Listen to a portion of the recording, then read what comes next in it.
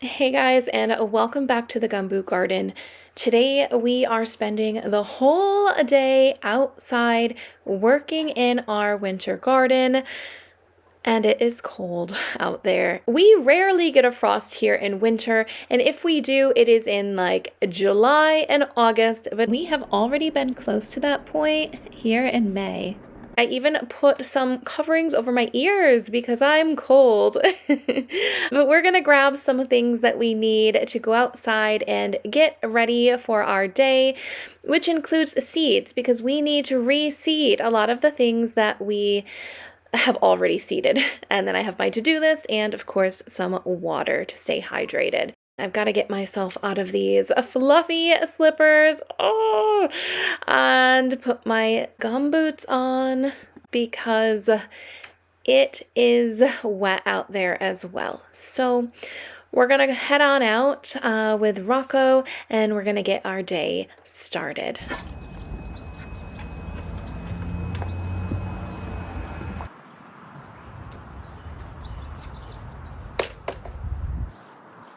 The first thing I want to do is head around the garden and show you guys what has been going on. As you can see with all of my lettuce, there has been some sort of critter in here munching on our lettuce.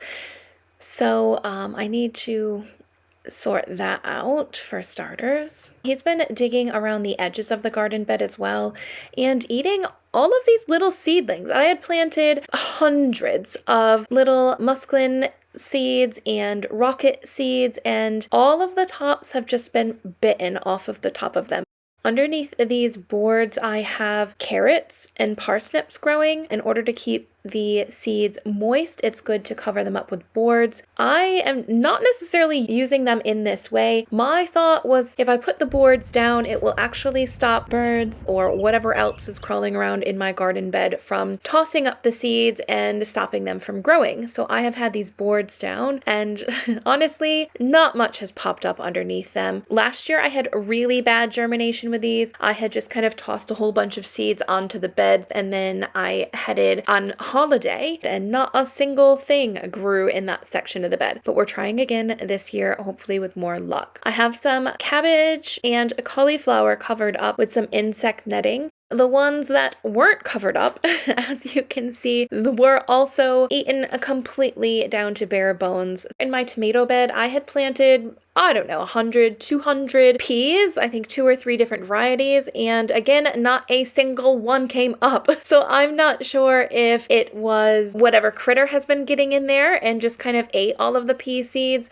or if they just didn't pop up because the soil was too cold or moist or what was going on. But luckily for me, my garlic is starting to pop up. So I planted some organic garlic from the grocery store. Hopefully it will grow into nice big bulbs because I have not had an actually successful garlic season. I have pulled garlic out of the garden before, but they're very small cloves. The other thing I was able to find was elephant garlic, which is exciting. Elephant garlic is a kind of a mix between a leek and a normal garlic, so it's not as strong, but it grows huge. I mean, look at those bulbs. You can tell by just that one single bulb that they're going to grow massive, or hopefully they'll grow massive. We'll find out. But I'm just popping these into the soil next to where I'm growing my normal garlic, and hopefully in summertime, it will be like January. By the time we harvest these, we'll have a massive head of garlic, or 4. There's 4 bulbs that came in that package, so we shall see what we can grow. But yeah, those are just a few of the different things that I have growing in the garden this year. I also have leeks growing, but as far as my swede and my beets, well, I had some trouble with my seedlings this year. I think I overloved them when it was hot out by overwatering them, and they all sprouted, but just didn't really amount to anything. Yeah, we just have a few things this year that I'm trying to grow, and as you can tell, I'm not having the best luck with them this year, but we're gonna keep trying. So in this section of the bed, this is actually right next to the leeks, we are going to plant some onions. So my onions, I had the same trouble with those seedlings, so I bought some from the garden center, and we're gonna plant onions in this section of the garden bed.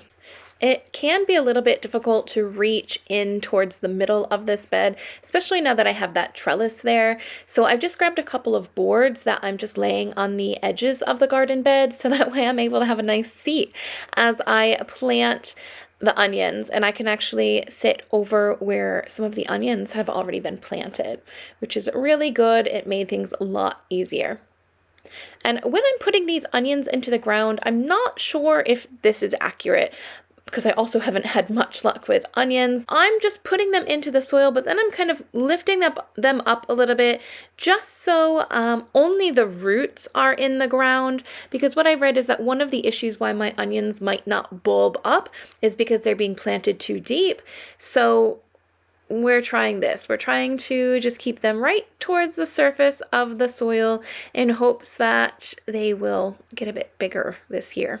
But now that we've got those watered in, we are on to the next thing. I have some oca or New Zealand yam growing in the garden, and I'm going to replace them with some potatoes. But before I get that into the wheelbarrow and tip it out, I just need to do a little spider inspection, because we all know I don't like spiders, and there was a big one. So my oca, as you can see, is pretty much dead. I mean, the stems are a little bit alive, but all the leaves are gone. So we're just going to tip this out and see what we have. They grow all spring and summer long, and they start to bulb up in the autumn, which we are getting closer to the end of autumn, going into winter. But I mean, everything that I found today, they're all quite small.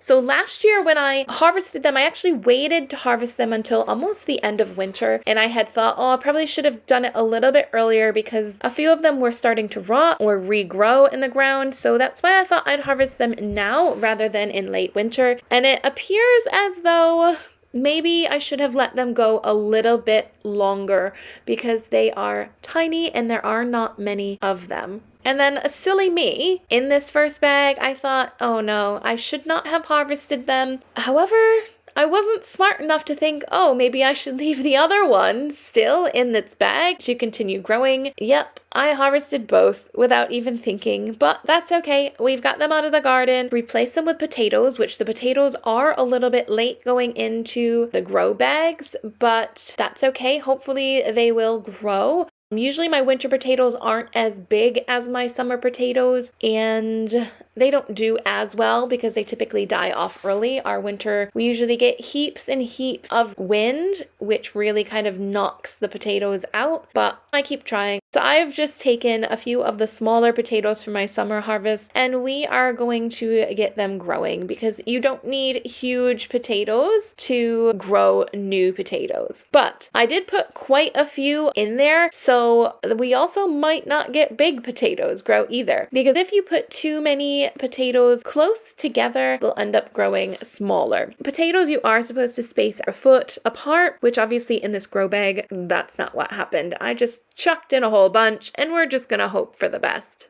But we do have something else to harvest. We have this beautiful, beautiful butternut squash. Now this squash grew quite late in the season, and it's not fully ripened, but the vine is pretty dead. So we are getting this out of here. You can also see the grass is quite long around it. That's because I didn't want to mow or weed around the vine too much, because I didn't want it to be cut, but we're gonna bring that inside. I think pumpkins and squash will ripen off of the vine. Please correct me if I'm wrong, but we're gonna try and ripen that off the vine and then maybe have it for a nice big dinner. On to the next bed now. This is where I had my indeterminate tomatoes and my peppers growing.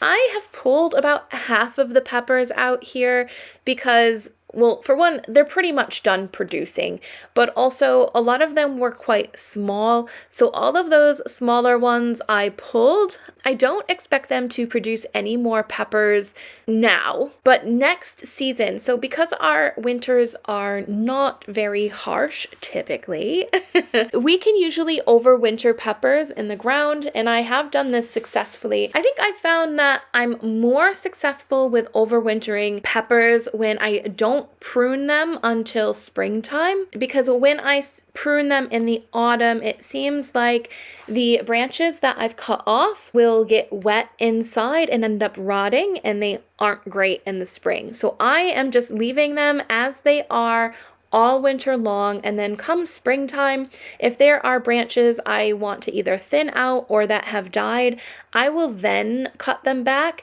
and hopefully I can save a lot of these peppers. A lot of my green peppers have really started to get a lot bigger after I pulled those marigolds out. They'll be a good size to start off with in the springtime rather than having to start from the beginning again. So I have left a lot of those. There's also a couple jalapenos and a couple red chilies that I've left. But just around these plants, I'm planting some sprouting broccoli, which I did have purple sprouting broccoli in here already that have been eaten by that critter. But we're going to put some more in, and then we are going to put up some bird netting to try and keep him out. He just keeps eating everything, and I understand it's winter and he needs a little something to munch on to keep him satisfied and growing throughout the winter months, but he needs to go somewhere else and eat someone else's garden, not mine. I say that, but there are, as far as I know, nobody else has a garden growing around here, so he wouldn't be eating someone else's garden. He would just be eating something in the bush that's out there, and I'm sure there is something else for him. So along that front side, I had planted some sprouting broccoli again, and along this back side, the few spaces that are left, I am planting with some cabbage. So I had just bought like a mixed combo cabbage seedling set from the garden center, which I'm planting out now. And these guys were a little bit bigger, so I am just pulling off the lower leaves that were starting to wilt anyways, and I'm planting them quite deep into the soil. I've done this with my like broccoli and cauliflower before, and it didn't seem to make much of a difference. So I'm just, any of the legginess that they had, I'm just planting them into the soil just so they can grow that nice cabbage ball just on the surface of the soil rather than being raised up too high, because I'm afraid that will make them tip over and break. Then right along the center of this bed, I'm replanting all of my peas. Now I did have a look for these peas because literally there were 100 to 200 that I planted very closely in the middle of these beds, and I could not find a single pea, which is really weird to me. I mean, I guess they could have rotted in the ground because we had a massive rainstorm right after I planted them. I did notice a few places had been kind of dug in a little bit, where maybe my little friend that's eating my garden had eaten some of them. Not really sure, but I just find it really weird that not a single one had sprouted. So we're just trying them again with what I have left. And I think I have some snow peas and then some, I don't know, I think it was like tall climbing alderman peas and giant Goliath snow peas, maybe. Don't quote me on that. But I planted a couple, whatever I had left, I had planted in these few sections. I'm just hoping that now it's not too cold for them to sprout.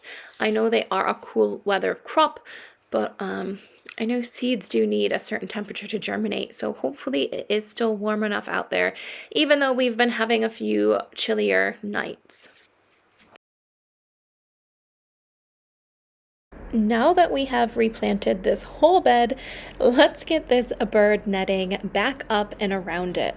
I feel like it wasn't long ago where I was taking all of this bird netting off and thought we would have a break for the winter, but I guess not. Here we are, putting it back up again.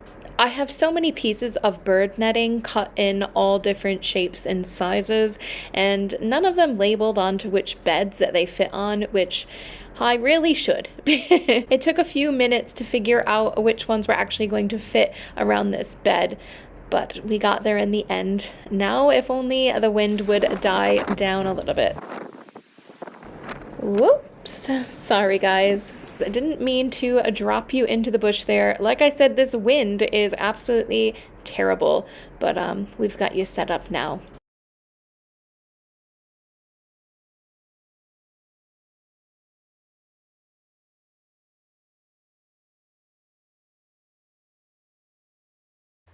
Okay, now we're gonna go back and we're gonna tackle this bed with the lettuce and the carrots and the parsnip in it.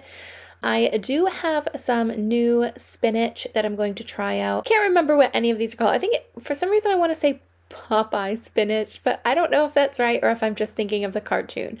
But what I do know is that it's not perpetual spinach, which is what I typically plant. Perpetual spinach gives you nice big leaves and it grows huge and is really hardy, and we usually have an overabundance of it in the winter time, which I didn't actually plant any this year, and I didn't plant any chard either. So I do have this spinach here that we're gonna give a go for this winter, and I don't know, I know you can usually get it as like baby spinach at the store, but I have no idea what it grows into, if it's allowed to get past that baby stage, but we will probably find out if my little critter friend doesn't get to the spinach first.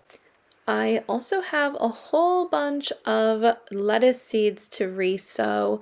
So in here, I had planted a mesclun mix and rocket or arugula, whatever you want to call it, and we are just reseeding that again.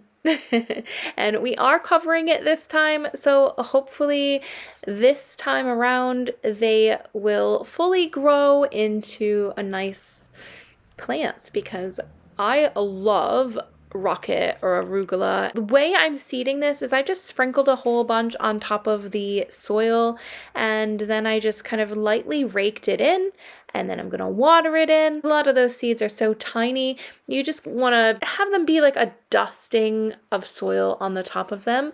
So you don't wanna cover them and bury them too deep, because otherwise they won't grow. In order to cover this bed, I found a piece of bird netting that barely fits over the top of this. So I have just stuck a pole in each corner of this bed to just kind of stretch it out. And then I'm using a clothespins to go around the border and try and somehow rig it up so that the netting is fully covering this bed and that this little creature that's crawling around can't sneak its way under the bird netting. I did find a few sticks around the yard that I'm just kind of stuffing in along the sides to help keep the sides down so he can't get up and under there. I did have a few more cabbages left to be planted, so I have this empty space in the bed with the leeks and the onions, and I'm just going to plant them here alongside this other little cabbage that had been eaten a bit, but that's okay because we are going to cover this area as well. Cabbages do need to be spaced a couple feet apart from each other, which means this poor little sugar rush peach plant has got to be moved. It is a nice enough plant that I think we can try and save it for next year. So I've just moved it over to this other bed in the background there, next to that like ginormous one that grew, and hopefully we'll be able to keep both of those until next summer and get some more sugar rush peaches. And then that will free up enough space in this little section to plant, I think 4 cabbages right there.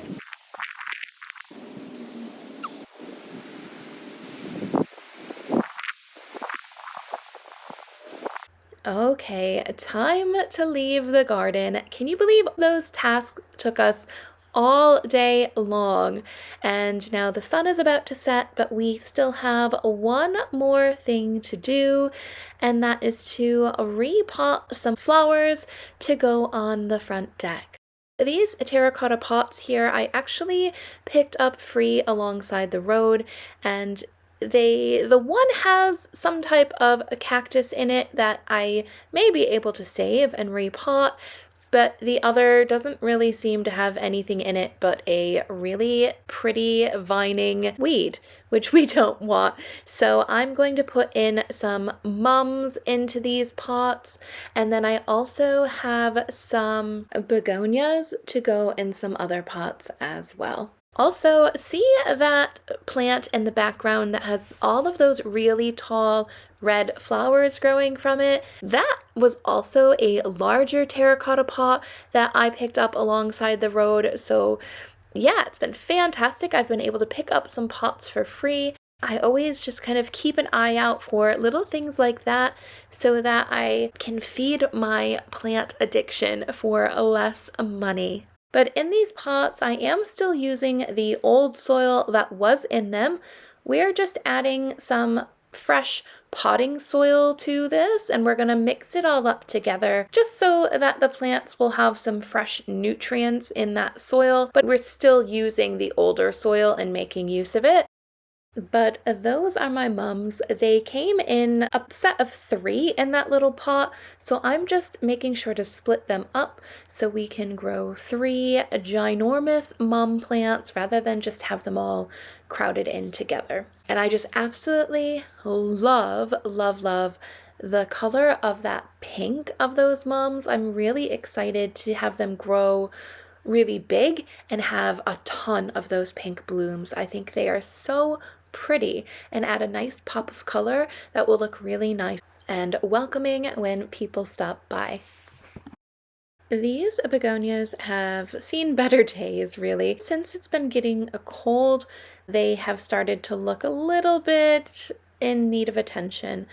So I'm not sure if they're going to last through the winter, but we're going to try. So we're just taking off all of the dead or dying leaves and flowers and giving them some fresh soil, and hopefully they will make it and we will put them into even larger pots when summer hits again. They also give these beautiful red flowers and can grow into nice big plants. I have one more mum to plant on the back deck. I have a nice, really big pot to put it into, so hopefully this will give it a chance to grow even bigger. This should get even bigger than the ones on the front deck because we're putting it into a larger pot. I'm just pulling out some of these nasturtiums first. There are heaps of nasturtium seeds in this pot, so the mums may have nasturtiums growing out of it come springtime. But the nasturtiums didn't grow very well this past spring and summer because they got hit with heaps of wind. So we'll see. It will either be a mum pot or a nasturtium pot or a mix of both, but either way it should look really pretty. That's it for today, guys. I hope you had a nice time in the garden with me today. Catch you in the next one. See ya, guys. Oh, you're a sweet boy. You're a sweet boy. Yes, you're a sweet boy.